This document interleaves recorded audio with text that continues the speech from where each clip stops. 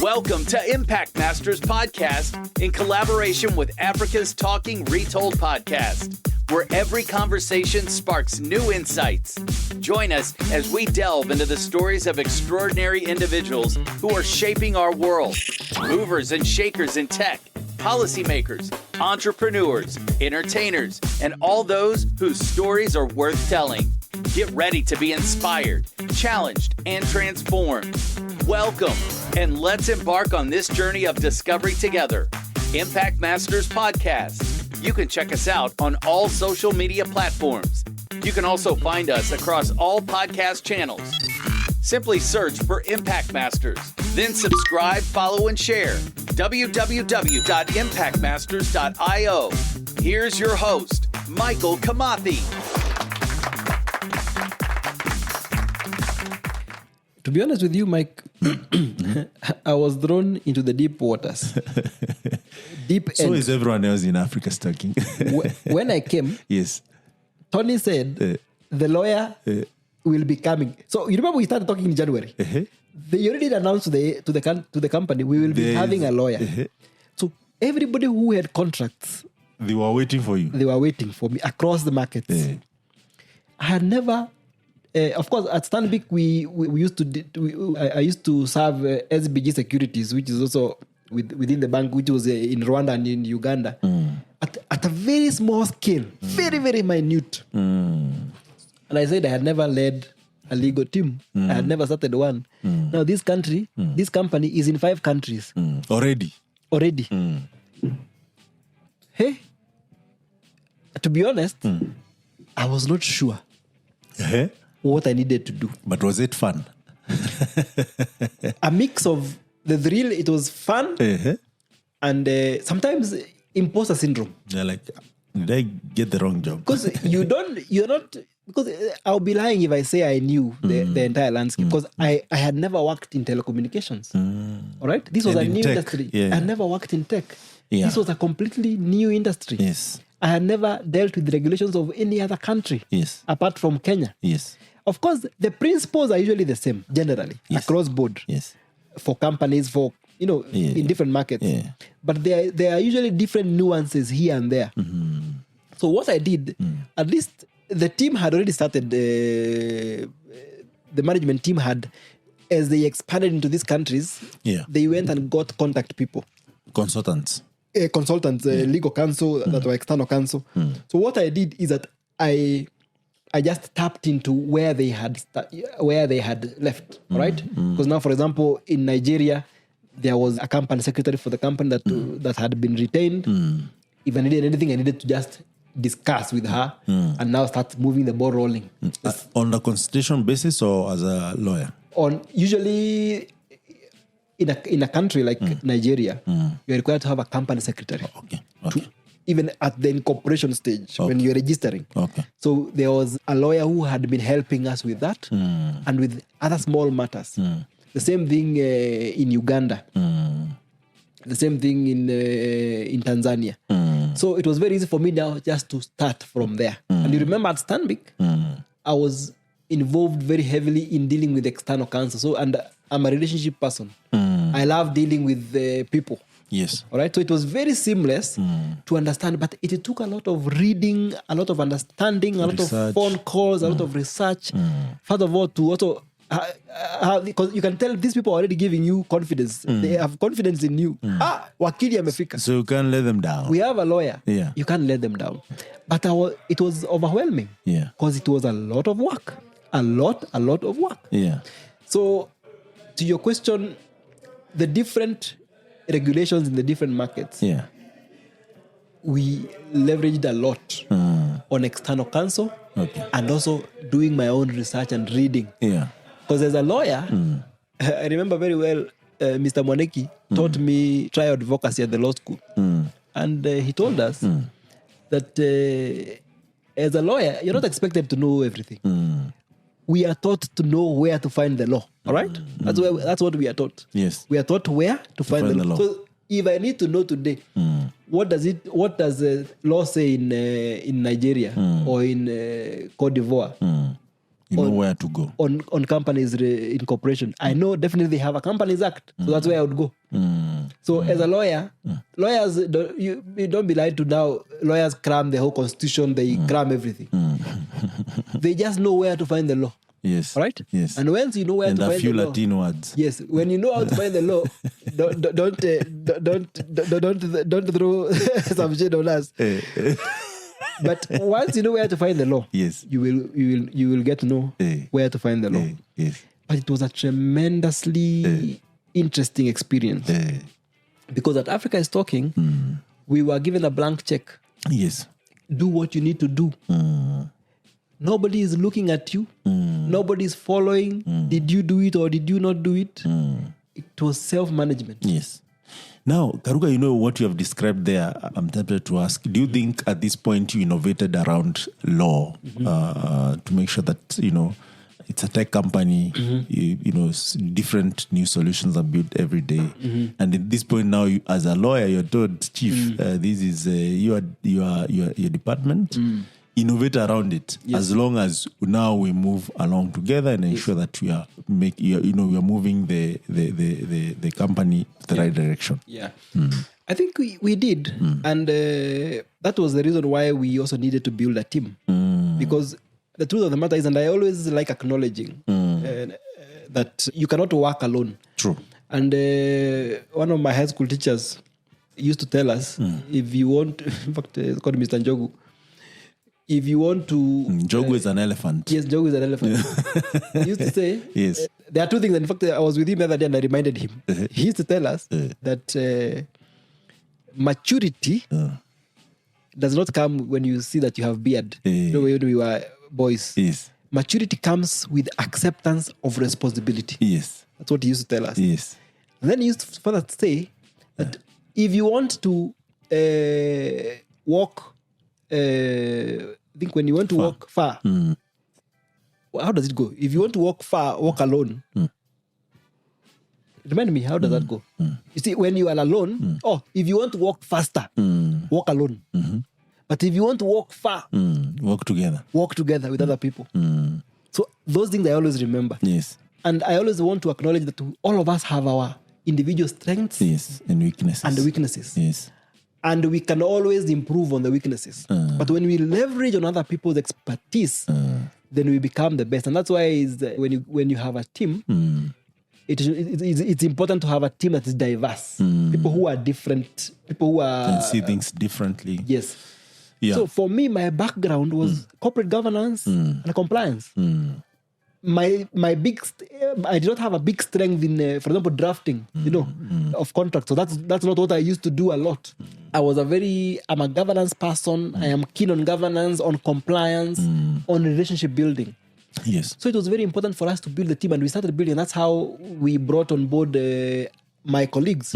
That's why I always appreciate my colleague, someone like Irene. Irene, yeah. So when Irene came on board, she had a proper experience. She had a lot of experience dealing in commercial aspects There is a law known as commercial law. Yes, there's commercial law. Okay. Of course, all of us are usually we are taught everything is lumped together. Okay. But now it depends on how you're going to specialize. Okay. Irene's background had been very heavy, commercially oriented, negotiation of contracts, negotiation of deals. She's excellent.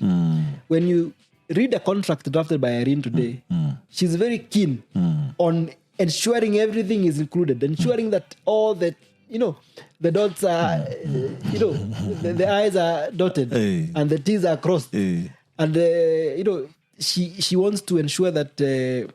she's absolute. She wants to ensure that everything is kosher. Yes. I brought that word kosher from one of my former colleagues at AT, Tanya. Tanya used to like saying that, everything is kosher. Which language is that? I'm not sure. But kosher, I think means dubji. It's good. Everything is good. And so when we brought in, in fact, I think that time we brought in 2 lawyers. We brought Irene and Jerry. And it was amazing building the team because now we have clear difference. Mandates, yeah. Karuga had come from a banking background. where there was, corporate governance, compliance, regulatory work. Yeah. Irene had come from a top-tier law firm dealing with commercial law and cross-border things.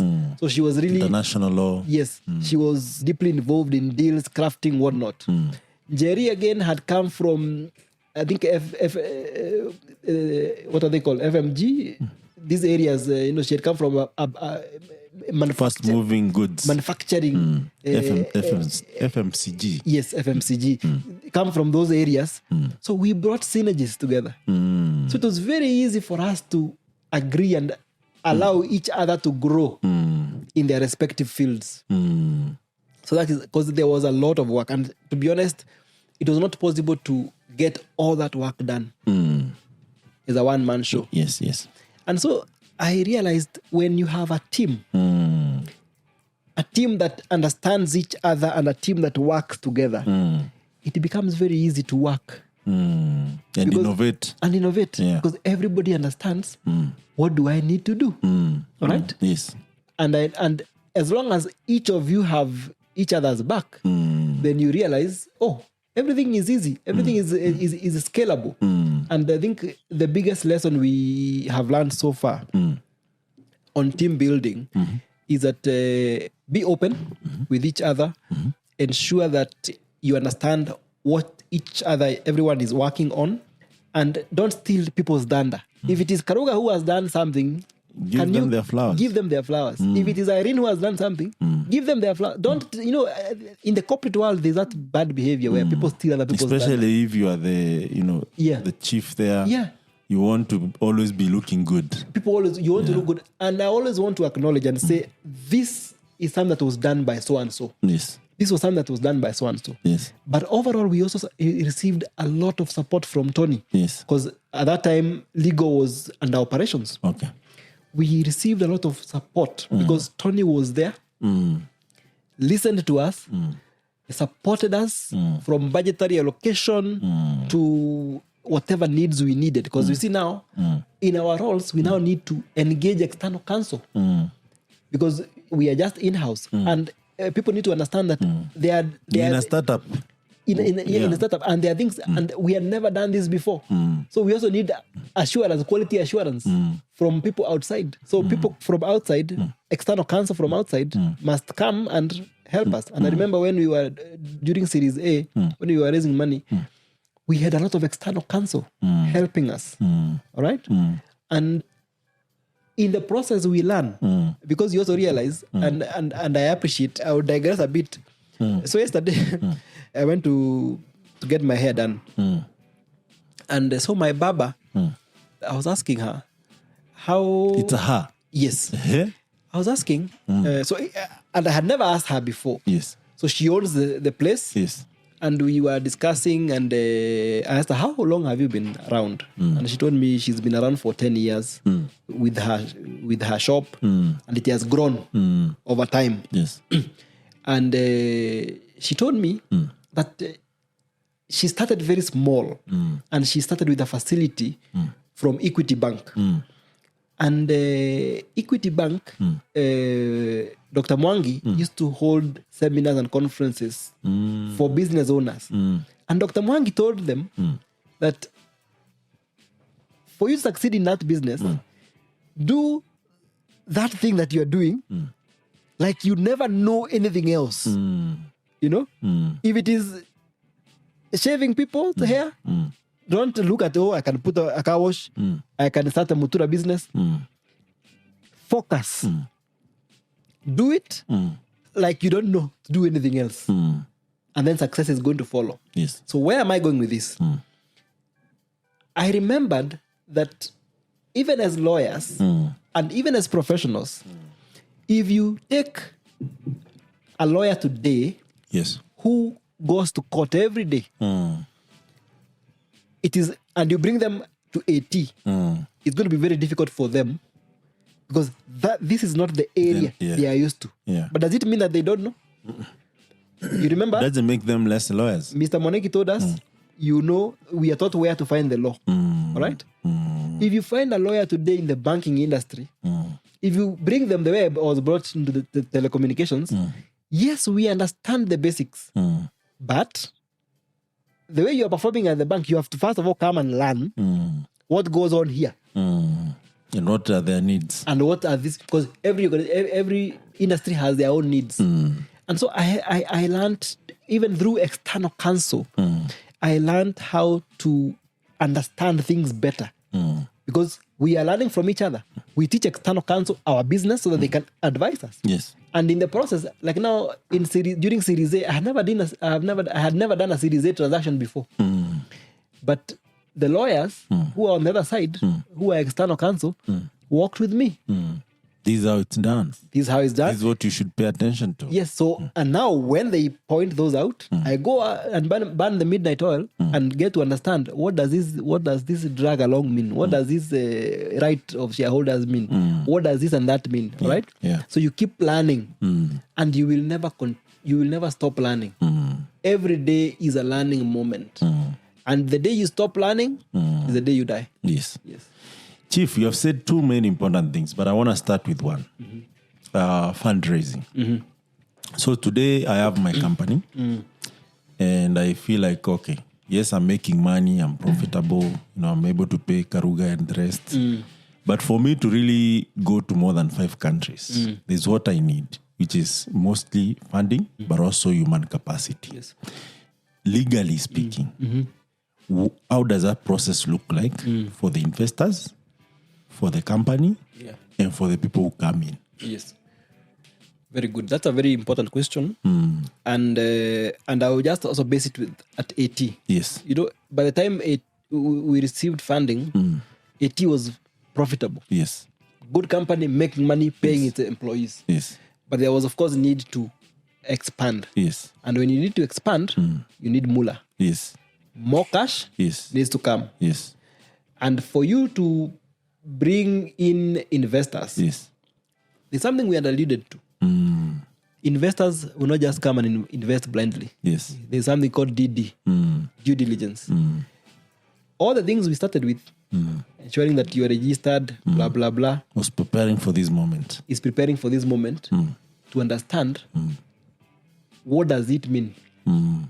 If these guys give us money, if we give these guys money, they're not going to run away. All right? They are registered. We know who they are. They have done due diligence, and these guys have good books. So that is where, from an investor perspective, they would want to know, how do you guys look like? And that's why also where we come in. Corporate governance is very important. And what is corporate governance? Corporate governance is running an organization according to the established rules and regulations and the traditions. Right? So ensuring that there is transparency in that organization. Yes. That you remember we talked about independence of the board. Yes. There is stakeholder engagement. Shareholders are involved. Right? Yes. Because ultimately, what an investor is going to be looking at is the value they derive from their investment. And talking of the value, they share, right, that they get after putting X. Yes. And also, like, part of it, and you can correct me, of investment was impact investment, whereby, yes, we will take less shares or we'll take less, offering, but we expect X, Y, Z to happen given your position as a tech company. How do you, because some of these things can be revealed, maybe at the last stage, whereby you realize, yes, we are giving you money, and we took maybe 5% instead of 50% or 40% or whatever percent, which is higher than 5. But also, we want you maybe to reach X. We want you to address this country. We want you to, to address this kind of businesses, just to ensure that also, Africa businesses are becoming sustainable. Yes. Please delve into that, because that is happening a lot in Africa. But you find even fintechs, you find, any sort of impact-related business that actually enables more banking or financial accessibility. They are also impact investors related to that field. Yes. So I'll answer that as I proceed. Yes. And I was saying, I think the first question you asked is how when when now investors need to come, yes, what does it entail? Yes, at that point. And I started with the due diligence. Yes. Very important. Yes. And then, of course, you get into the talking stage. They come, do their due diligence, and they are happy. But then now, in the process of the due diligence, you remember their existing shareholders. Absolutely. And in fact, that's where I come in, because now a lot of startups that need to raise money, you don't start the day you are raising money. You start in your garage somewhere, in your university dorm. Your mother gives you, or your father gives you some X. Yes, you start with an idea, but then who, first of all, do you decide to partner with to start a company? Because we have already started and said, this company has been registered. So before you get funding, who are your co-founders? Who are your partners? So it's very important. Yes. From the word go, yes, you ensure that you're very clear. You're going to raise money. Karuga and Michael are starting a company. Okay. What is our shareholding, first of all? Oh, so it starts there. That's actually where the raising, because also they're putting sweat equity. Yes, because you see, raising, you're not just you're not just going to register a company. You see, when you go to the ECC, we're going to register a company within a week. You're not just going to register a company and go and say, now put money. It starts from that day in your dorm. Yes. Like now, of course, you see Candy and Deston started this company many years ago. Yes. It was just an idea. Yes. All right? Yes. So it is important for you to understand, who am I getting into a relationship with? Okay? Yes. Because that is where it starts. Yes. And be very clear. Yes. What percentage are you going to have?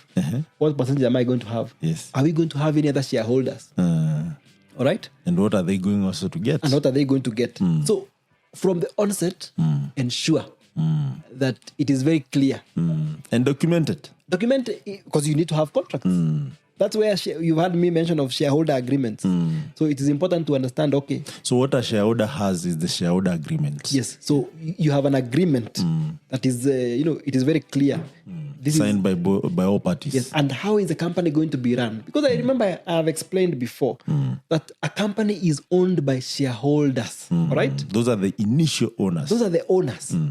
But these people, they don't run, ordinarily they don't run the company. But the board of directors is the one that runs a company. So it's very important from the word go. Yes, we've started a company, but who are going to be the decision makers? We need to agree.